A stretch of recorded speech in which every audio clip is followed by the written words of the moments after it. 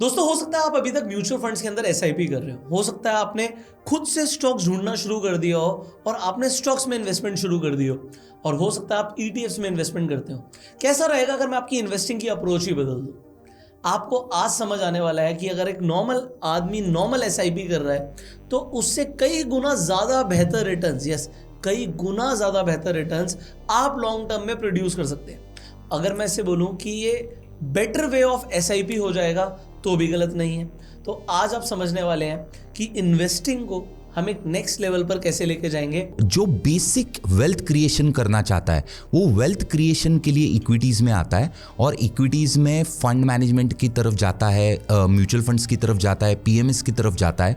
लेकिन क्या वो खुद एक अपना पोर्टफोलियो या अपना इंडेक्स क्रिएट कर सकता है क्या, और ये करने के लिए क्या क्या टेक्निक्स लगेंगी, ये आज डिकोड करेंगे एंड आज एक्सप्लेन करेंगे। तो व्यूअर्स को एंड तक रुकना है, आपके क्वेश्चन जो है कमेंट्स में डालने हैं, एंड हम आज बेसिक से स्टार्ट करेंगे एंड एंड तक ये जर्नी कंप्लीट करके लेके जाएंगे। एब्सोल्युटली, इवन मैं बहुत एक्साइटेड हूँ जब अभी आपने मुझे ऊपर दिखाया कि एक नॉर्मल निफ्टी के बेंचमार्क्स को हम कैसे आउट परफॉर्म कर सकते हैं, कैसे अल्फा जनरेट कर सकते हैं, और जो रिटर्न्स आ रही हैं वो एक्सेप्शनल है। तो उसका जो लॉजिक है वो जरूर समझिएगा। एंड तक ये वीडियो अगर आप देख रहे हैं तो आप समझ लीजिए आपको $1 मिलियन इन्फॉर्मेशन मिलने वाली है। पुष्कर, परफेक्टली बताया आपने कि निफ्टी से ज़्यादा बेंचमार्क। लेकिन निफ्टी है क्या?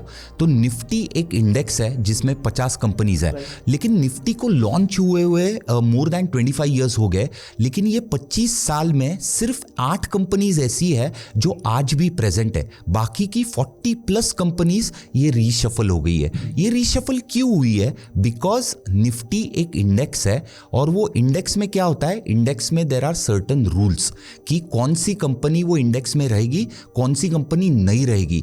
ये कोई एक बंदा डिसाइड नहीं कर रहा है, ये एक सेट पैरामीटर्स है जिसके ऊपर एक इंडेक्स क्रिएट होता है। अभी लोग बोलते हैं कि इंडेक्स ऊपर जा रहा है लेकिन मेरा पोर्टफोलियो ब्लीड कर रहा है। आज मार्केट ऑलमोस्ट 26,000 के ऊपर है एंड मेरा पोर्टफोलियो नीचे है। ये दिक्कत क्यों आती है? इंडेक्स हमेशा आपको ऊपर दिखता है और आपके पोर्टफोलियोज आपको नीचे दिखते हैं। ये होता क्यों है? ये होता इसलिए है कि historically and statistically around 85% of the fund managers, मतलब म्यूचुअल फंड मैनेजर्स रहे, इंडिविजुअल पोर्टफोलियो मैनेजर्स रहे, ये इंडेक्स को बीट नहीं कर पाते। ये क्यों नहीं बीट कर पाते? Because the fundamental thing in index is that it is systematic in nature. It is defined कि कल जाके कौन सा स्टॉक ऐड होगा, कौन सा सेक्टर ऐड होगा, और ये ऐड होने के लिए क्या क्या क्राइटेरियाज है। अगर ये हम जानते हैं और ये रेप्लिकेट कर पाए तो हम क्या क्रिएट कर सकते हैं? हम एक इंडेक्स क्रिएट कर सकते हैं। So that is the whole crux of today, कि आपको मैं आज सिखाने वाला हूं कि आप आपका खुद का इंडेक्स कैसे क्रिएट कर पाओगे, सेम लाइक निफ्टी 50। और म्यूचुअल फंड्स या पोर्टफोलियो मैनेजर्स के जगह जाने के जगह आप खुद बैठ के आप बैक टेस्ट करके आप डिप्लॉय कैसे कर पाओगे, ये आज सीखेंगे। शुरू करते हैं। Yes, so Pushkar, before that एक जस्ट अ क्विक रिकैप। मैंने मेरा पहला जिंदगी का अल्गोरिथमिक ट्रेड 2011 में किया। तो इट हैज़ बिन 14 ईयर्स में एक सिस्टमैटिक लाइन से वेल्थ क्रिएशन या ट्रेडिंग में इन्वॉल्व हूँ। ये क्यों हूँ? बिकॉज मेरे पास सिर्फ एक कमोडिटी है, दैट इज टाइम। और अल्गो या सिस्टमैटिक ट्रेडिंग इन्वेस्टिंग से क्या होता है कि टाइम फ्री अप होता है, और जब टाइम फ्री अप होता है मैं 10 चीज़ कर पाता हूँ एंड मैं कमोडिटी ग्रो कर पा रहा हूँ। तो सिस्टमैटिक ट्रेडिंग में 2 एडवांटेजेस है।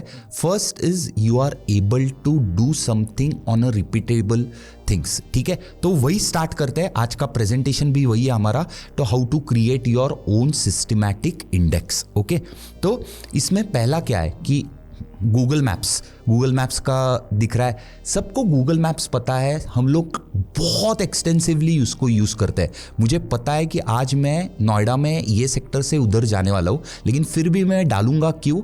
बिकॉज मुझे पता है कि गूगल मैप्स मुझे आसान एंड फास्टेस्ट तरीका देगा।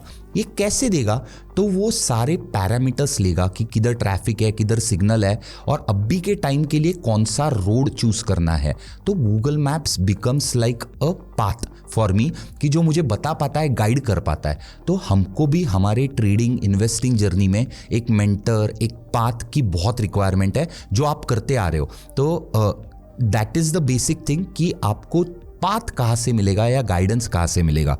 तो इसके लिए हमको सिस्टमैटिक इन्वेस्टिंग चूज करना है। तो सिस्टमैटिक इन्वेस्टिंग होता क्या है कि ट्रेडिंग में हम मन की आवाज़ से करते हैं कि हम चार्ट्स देखते हैं, डेटा देखते हैं, फिर हमारा मन में जो आता है कि ओके दिस एनालिसिस इज, कि ये पैटर्न मैंने देखा था, ये क्रॉसओवर्स देखे थे, अभी मेरे को ट्रेड करना चाहिए, एंड ये मैन्युअली मैं करता हूँ।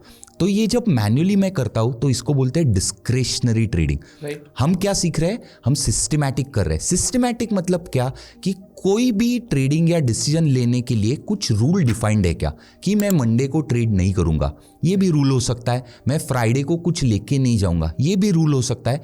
सो एनी रूल, ऐसा नहीं है कि देयर आर सेट रूल्स, आपके हिसाब से जो रूल्स आपको कन्वीनियंट लगते हैं। मैं सुबह ट्रेड नहीं करता हूँ, ये आपके लिए रूल हो सकता है, तो that can be a simple rule, लेकिन वो रूल पेपर पे होना, सिस्टम में होना बहुत जरूरी है। इससे क्या होता है कि डिस्क्रेशनरी ट्रेडिंग में जो चैलेंजेस, मेनली साइकोलॉजिकल चैलेंजेस आते हैं, and trading is a lonely professional. ठीक है, आज हम लोग प्रोफेशनल ट्रेडर्स हैं, हमारे साथ टीम है, बात करने के लिए, गाइडेंस लेने के लिए लोग हैं, लेकिन एक इंडिविजुअल जब अपने घर में बैठा रहता है तो उसके पास गाइडेंस के लिए कोई नहीं है, कोई बताने के लिए नहीं है, वो लॉस कर रहा है तो वो पैनिक हो रहा है, घर का प्रेशर है। तो इन सब में अगर कुछ रूल्स रहेंगे उसके पास, तो ही नोज दैट कि ठीक है भाई, कि ये रूल्स पहले से डिफाइंड है, यही होगा तो मैं आगे काम करूंगा। तो systematic trading Pushkar simple terms में यही है कि स्केलेबल चीज़ है। तो अगर आपको बड़ा ट्रेडर बनना है तो आपको स्केलेबल चीज़ करनी है, सिंपल, बाकी कुछ नहीं है। एक साइज किसी को फिट नहीं होता है, हर बंदे के लिए अलग अलग साइजेस रहते हैं, एंड इसीलिए म्यूचुअल फंड आज 1000, 2000, 5000 स्कीम्स लेके आए। अभी नए इन्वेस्टर को समझेगा कैसे कौन सा लेना है, कौन सा ट्राई करना है, तो इसके लिए फंड मैनेजर्स रहते हैं, एडवाइजर्स रहते हैं, लेकिन उनका अल्टरनेटिव मोटिव है। तो एक इन्वेस्टर ढूंढे कहाँ से, करे कहाँ से? So the easiest method is कि आप आपका एक इंडेक्स क्रिएट करो। हमने बहुत सुना है कि इंडेक्स इन्वेस्टिंग में पैसा है, बहुत फंड मैनेजर्स बीट नहीं कर पाते इंडेक्स को, तो इसीलिए आप आपका खुद का ही इंडेक्स क्रिएट करो। अभी इंडेक्स क्रिएट करने के लिए क्या लगता है, तो इंडेक्स क्रिएट करने के लिए प्रीडोमिनेंटली 3 चीज़ों की ज़रूरत है। पहली चीज़ क्या है कि कपड़ों का कोरिलेशन लेते हैं, कि कपड़े जब हम देखते हैं तो मेरे को शर्ट लेना है, तो दैट इज़ द यूनिवर्स। ठीक है, अभी मैं शर्ट्स लेने जाता हूँ तो अलग अलग ब्रांड्स रहते हैं, तो जो अच्छा ब्रांड है मुझे पता है उनकी क्वालिटी अच्छी है, फैब्रिक की सब अच्छा है, तो that gives me a value filter, जिसको वैल्यू बोलते हैं। तो कंपनीज काफ़ी है इंडिया में, लेकिन कौन सी कंपनी अच्छी है, कौन सी बुरी है, ये ढूंढेंगे कहाँ से? द ईजिएस्ट मेथड इज कि इंडिया में या कोई भी ग्लोबली इंडाइसिस पब्लिश्ड है, जैसे निफ्टी 100 है, निफ्टी 200 है, निफ्टी 500 है, निफ्टी 250 मिड कैप है। ये क्या है? ये एक स्टैंडर्ड इंडाइसिस है जिनमें 100, 200, 500 स्टॉक्स भरे पड़े हैं। ये कब आएंगे, कब जाएंगे, ये एक्सचेंज ने डिफाइन किया है। इसका मतलब ये अच्छी वैल्यू स्टॉक्स है, तो आपको उसका एनालिसिस करने की ज़रूरत नहीं है कि वो कंपनीज अच्छी है, बुरी है, ये कुछ देखने की ज़रूरत नहीं है। आप डायरेक्टली वो इंडेक्स चूज़ कर सकते हो, तो आपका एक यूनिवर्स बन जाता है। तो पहले तो आ गया मेरा एक यूनिवर्स सिलेक्शन, तो that is the first step. Second step is कि यूनिवर्स करने के बाद मेरे को कितने स्टॉक का इंडेक्स बनाना है। आज 1000 स्टॉक्स है, तो क्या मैं 1000 स्टॉक का पोर्टफोलियो बनाऊं, या 20 स्टॉक का बनाऊं, या 50 स्टॉक का बनाऊं? तो निफ्टी 50 या सेंसेक्स 30 या डाउ जोन्स 30 स्टॉक्स, ये क्यों है? Because statistically it is proven that anything about 30 starts to diminish in terms of your diversification benefit. तो अगर आप 30 स्टॉक का भी पोर्टफोलियो बनाते हो, it is more than diversified. अगर आप 20 स्टॉक का भी बनाते हो, it is more than diversified. आपको 10 म्यूचुअल फंड की स्कीम्स लेके 2000 स्टॉक आप होल्ड कर रहे हो, इससे डाइवर्सिफिकेशन नहीं आता है, इससे परफॉर्मेंस घटता है। एक्चुअली आपके पोर्टफोलियो में 30 से 50 स्टॉक के ऊपर नहीं होने चाहिए, या म्यूचुअल फंड का भी अगर फोलियोज है आपके पास तो उसका ओवरलैप करोगे तो आपके पास 20 से 30 ही होने चाहिए, उसके ऊपर नहीं होने चाहिए। तो हमने यूनिवर्स सिलेक्ट कर लिया कि हमने स्टैंडर्ड ETFs ले लिए, स्टैंडर्ड इंडाइसेस ले लिए, निफ्टी 100 लिया, निफ्टी 200 लिया, निफ्टी 300 लिया या 500 लिया, ये हो गया हमारा वैल्यू और लिक्विडिटी फिल्टर, जिसको इन्वेस्टिंग में बहुत सारे फैक्टर मॉडल्स रहते हैं। तो वैल्यू एक फैक्टर रहता है, एक लिक्विडिटी एक फैक्टर रहता है। तो ये हमको स्टडी करने की ज़रूरत नहीं है कि हमने इंडेक्स लिया, डायरेक्टली ये दोनों फैक्टर्स आ गए हमारे पास।